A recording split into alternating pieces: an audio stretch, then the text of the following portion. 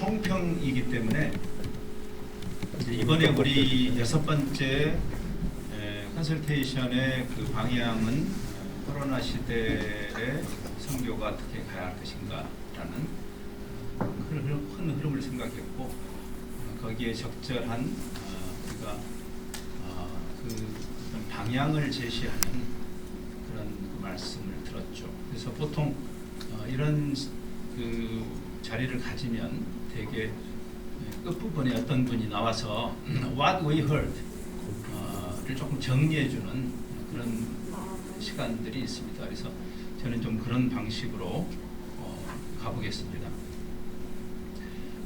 지금 코로나 상황이 이제 굉장히 곤고한 상황인데 성경은 곤고한 때 그 패닉이 되지 말고 좀 되돌아보아라. 이것은 아마 컨설테이션의 자리매김하고 연관이 있지 않나 싶습니다. 어떤 이런 표현이 있어요. 반사적이 되지 말고 반추적이 되어라. 그러니까 우리가 반사적이라는 것은 아 뜨거 하면서 그 상황이 우리를 몰고 가게 해서는 안 된다. 그래서 하나님 왜 이걸 허용하실까? 이런 상황에서 하나님이 우리에게 의도하시는 그 뜻이 무엇일까를 반추하는, 그래서 이건 분별하고 방향성을 잡는 것이고, 그래서 사실 이런 그 본질을 모색한다는 게 사실은 좀 이렇게 답답하게 느껴지는 분들이 있을 겁니다. 그렇죠? 근데 사실은 이것은 건강한 방향을 위해서 반드시 선행돼야 된다고 봐요. 보통 그 나침반이 정복을 가르칠 때 떨죠. 나 떨고 있니? 이제 이렇게 되는 거죠. 근데 떨지 않는 나침반은 그 고장난 겁니다. 그래서 어느 정도 메시네스가 있는 거다. 이번에 그 예화를 들을 때 그 메시 철치에 대해서 이야기 들었죠. 그러니까 우리가 하나님의 뜻을 확정한다라는 것이 굉장히 이상한 이야기고, 하나님의 그 섭리적, 원리적 그 레인지를 이해하는 것이죠. 그 안에서 우리가 건강한 정상 분포 안에 있는가를 생각하는 것입니다. 그래서 이제 실제로 우리의 실천이 그냥 꽁 잡는 놈이 매다 이렇게 가면 안 되는 거고, 우리의 실천이 성공이냐 실패냐가 아니라 그 성경적 원리에 맞는가를 늘 생각해야 하는 컨설테이션의 자리라고 봅니다. 그래서 이제 세계보험제연맹에서도 수년 전에 이런 결정을 했어요. 더 이상 뭐가 약발이 있는가는 이야기하지 말자. 뭐 교회 성장 이런 거 있잖아요. 그거 다 버리자. 그리고 뭐가 성경적인가. 우리가 본질을 고민한다는 그 자리이죠, 이게. 그래서 실용적으로 접근하는 것은 사실 적어도 비즈니스 월드에서는 그게 맞을지 모르지만 하나님의 나라, 하나님의 선교에 동참하는 입장에서는 위험한 것입니다. 우리가 선한 의도도 중요하지만 이것이 하나님의 방식과 맞나를 봐야 되고, 특별히 어떤 결과가 나왔다고 해서 모든 수단을 정당화하는 것은 적어도 복음적, 신학적 접근은 아니죠. 그래서 이번에 우리가 이제 learn, unlearn, relearn이라는 사이클을 생각했습니다. 컨설테이션을 하는 이유라고 저는 생각해요. 이제 많은 경우에 우리가 그거 아는데 그 다 아는 이야기 아니야? 커뮤니타스 아는 거 아니야? 그거 뭐 총체적 성교 아는 거 아니야? 라고 말하기 쉬운데 저는 그렇게 생각하지 않아요. 이 책은 꼭 읽으셔야 할 책인데 나라스빌더의 이천제자도 이런 표현이 있어요. 우리 문제의 상당 부분은 우리 흔히 그렇게 말하죠. 머리에 아는데 머리에 지식이 가슴으로 내려가지 못해서 문제다. 물론 그런 경우도 있습니다. 그렇지만 상당한 경우는 그릇된 신학을 열심히 하는 거예요. 선교라는 그 정의가 잘못된 선교의 정의를 가지고 무지무지 열심히 하는 거죠. 근데 여기에 문제가 있는 거다. 그래서 컨설테이션을 하는 겁니다. 그래서 이번에 나왔던 화두들이 이제 공동체라는 화두였죠. 그래서 특별히 지금 같은 위기 상황에 리미널 피어리어드를 이렇게 넘어가는 인생의 그 삶의 그 여정에서 미성년에서 성년이 되는 굉장히 두려운 과정인데, 그때 공동체 어깨를 함께 맞대주면서 그 힘든 과정을 넘어가는 위기 상황에 정말 필요한 게 공동체고, 특별히 이제 그 공동체를 정의했죠. 그렇죠? 그래서 그때 그 공동체라는 그 말 자체가 개인주의적이지 않죠. 이타적이죠. 사랑으로 서로 짐을 함께 지는. 그래서 우리가 총매란 말이 가능한 이유입니다. 자기가 드러나지 않아도 괜찮아요. 몸이 세워지면 되니까. 그게 공동체가 갖는 커뮤니타스의 그 힘이죠. 그렇죠? 만일 우리 사이에 누가 주도하느냐, 아까 주도 이야기 나왔지만 누가 주도하느냐, 이거에서 누가 가오잡냐 이런 이야기를 한다면 우리는 공동체가 아닌 거예요. 아무리 선교를 내세워도, 심지어는 전도를 내세워도. 그러니까 이제 이 원리를 우리가 생각하면서 이 난제를 헤쳐나가야 되는 것이죠. 그러면서 이제 이번에 그 커뮤니타스에서 우리가 What we heard는 관광객들의 모임이 아니구나. 온누리 교회가 수만 명의 관광객이 모여 있는 것이 아니고 여행의 동반자들, 트래블러죠, 투어리스트가 아니고. 근데 그 여행의 동반자들을 다른 말로 하면 사실 필그림입니다. 요즘 산티아고 같은 데서 아우성을 치는 게 한국의 산티아고가 알려주면서 관광객들이 너무 많이 가는 거예요. 근데 거기는 순례자들이 와야 되는데 왜 이렇게 관광객들이 오느냐, 그런 문제가 있는 거죠. 선교 현장에 영적인 전쟁터에 전우들을 보내야 되는데, 랄프 인터의 말입니다. 영적 전투에 전우들을 안 보내고 왜 관광객들을 보내느냐. 이런 문제를 그러니까 우리가 외형적으로 뭐 단기 선교도 하고 뭐 아웃리치하고 뭐 이렇게 리포트할 거리가 있다고 해서 우리가 잘하고 있다고 생각하면 안 되는 거죠. 그런데 그 공동체는 이제 선교 공동체라는 그 정의를 했죠. 그래서 그 공동체는 배타적인 패거리가 아니라 외부로 열려 있는. 그래서 이제 우리의 교회로는 사실은 우리가 고백하는 교회는 온누리 교회가 아닙니다. 홀리 유니버설 처치를 고백하는 거고, 예수님이 이 교회를 향한 그 중보 기도에 그게 나와 있죠.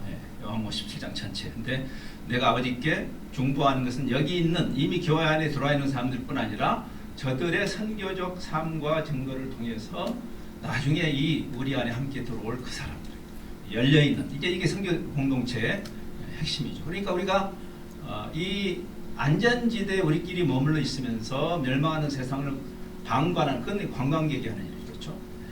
세상과 동행하고 그 고난에 동참하는. 그래서 트래블러가 트래벨에서 나왔다는 얘기를 했죠. 우리가 관계 전도라는 개념이에요. 이게 단순히 효율성 때문이 아니라 그냥 아무 관계 없이 혼자 가서 소리치는 것을 전도라고 말하면 안 된다는 거죠. 함께 동고동락하는, 예수님이 그렇게 하셨으니까. 그래서 우리의 그 선교를 한번 들여다볼 필요가 있는 거죠. 우리는 그런 성육적 선교를 하는가 아니면 탈육적 선교를 하는가라는 것을 고민해야 돼요. 그리고 오히려 선제적으로 그 리스크 테이킹을 하는, 왜냐하면 그게 십자가 신학의 핵심이니까. 그래서 이제 이게 선교 공동체다 정의 우리가 했고요. 그래서 초대교회가 했던 그 사고하고 이게 맞물리는 것입니다. 제가 이제 이거 준비하는데 생각이 났어요. 그때 역병이 있을 때 키프리안이 그 카르타고의 교부였죠. 3세기에 그 지금 홍역으로 추정되는 그 역병이 있을 때 이런 이야기를 했어요. 열려있는 공동체. 그래서 우리끼리 돕는 건 당연한 일이고 그건 칭찬할 만한 일이 아니다. 우리가 헌신적으로 성도를 돕는 것은 당연한 일이다. 그거는. 근데 진짜 우리가 칭찬할 만한 일은 불신자와 원수까지도 사랑하는 그 역병에 걸린 사람. 키프리안의 전임자인 터툴리안도 똑같은 얘기를 했어요. 2세기에 그 천연도로 예상되는 역병이 일어났을 때 반대자들까지도 품고 섬기는 것이 우리의 표지다. 그리스도인들의 브랜드다. 또 알렉산드리아의 주교였던 그 디오니시오스가 부활절 메시지에 지금은 그러니까 우리에게 대입한다면 코로나 시대는 공고한 때가 아니라 우리가 그들을 그리스도의 사랑으로 섬길 기회가 무한히 열려 있는 때이기 때문에 기쁨의 때이다. 자, 그래서 이제 이런 논의를 하면서 이제 선교를 구체적으로 우리가 이런 표현을 써서 이게 아마 조쌤의 표현인지 아니면 조금 논의되고 있는 표현인지는 모르겠지만 그냥 편의상 우리가 전통적으로 생각하던 선교와 그다음에 선교 공동체로서의 선교를 이렇게 조금 표현을 나눴죠. 그래서 바울과 바나바처럼 부르심 받고 보내심 받은, 보통 우리가 그렇게 생각하는데 또 동시에 우리는 이미 보냄을 받은 거죠. 요한복음 17장에서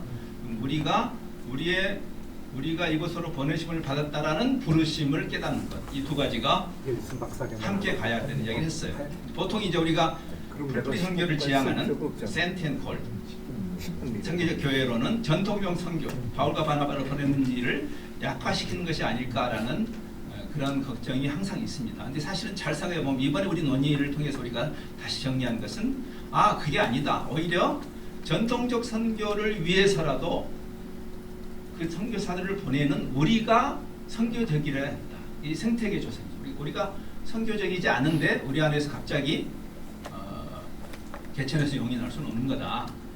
그리고 더 나아가서는 이번에 마저널라이즈라는 말을 썼습니다. 전통적 선교에만 매달리면 항상 성도는 마저널. 근데 성도들의 선교를 이야기해야 되는 거죠. 그것이 바로 선교 공동체의 원리다. 그래서 우리가 기억해야 할 것은 사도행전 13, 보통 우리가 바울과 바나바를 보내는 13장을 주목하지만 그것도 주목해야 되지만 그 전에 10장이 있었다는 것을 기억해야 되고, 그래서 땅끝이 우리에게 다가와 버렸고 우리가 우리의 고넬료를 보듬고 섬기는 일이 있어야 그게 생태계죠. 그럴 때 해외 선교도 건강하게 갈 수 있다. 자, 이제 마감이 됩니다. 그러면서 이제 이번에 또 나왔던 그 로잔의 오케이셔널 페이퍼 70여 개를 들여다보고 크게 3개를 이야기했는데, 이게 이제 로잔에서 말하는 그 캐치프레이즈하고 연결된 것을 제가 정리를 이렇게 해봤어요. 이제 선교의 보편성, 그것은 대표 선수가 아니라 또는 샌딩 리시빙도 아니고 현장의 교회를 포함해서 여러분이 선교사를 보내는 그곳에 있는 연약한 토착교회도 선교의 동반자, 홀 철치가, 그 다음에 선교의 공공성이죠.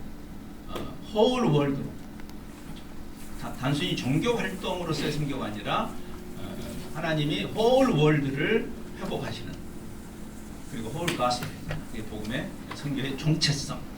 그래서 하나님의 공의롭고 자비로운 통치가 모든 영역에 임하는, 단순히 예수 믿고 천당 가는 그런 종교가 아니고, 그 이야기를 했고, 이제 마지막 페이지입니다.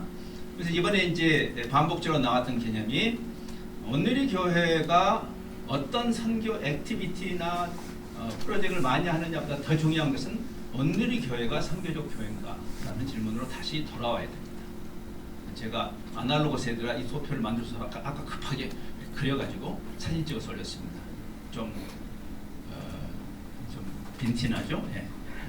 그래서 뭐 교회의 4대 요소가 공동체, 예배, 선교, 제자도가 아니라 모든 것이 하나님의 선교를 향한, 그래서 이걸 다시 풀어 말하면 선교적 공동체, 선교적 예배, 선교적 제자도이다.